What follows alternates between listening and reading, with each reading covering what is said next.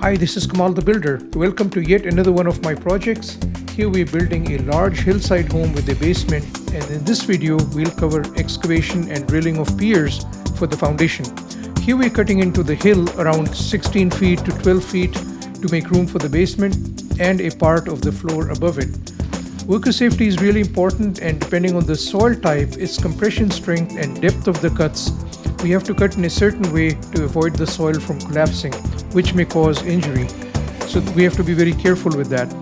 And as you can see, while we excavated, we kept filling trucks, and we exported about 320 truckloads worth of soil from this site.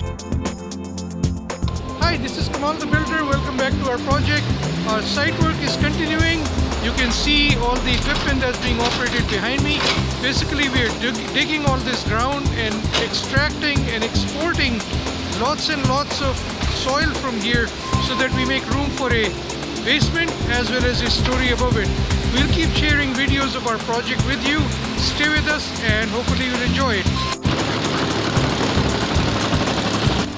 We measure precisely with lasers, and the depth is determined by the height of walls for each floor, the depth of the concrete slab in the basement, as well as any drainage pipes that we may install below the slab.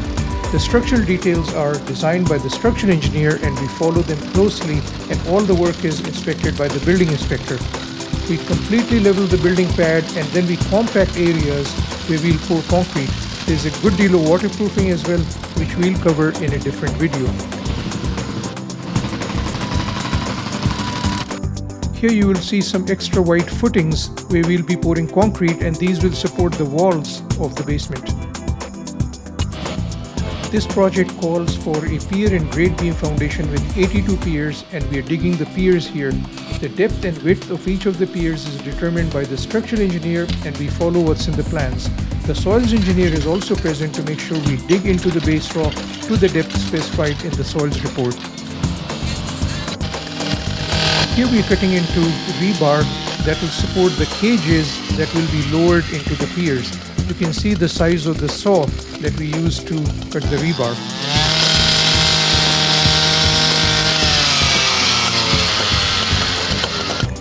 And now we are lowering the cages into each of the piers that were dug earlier.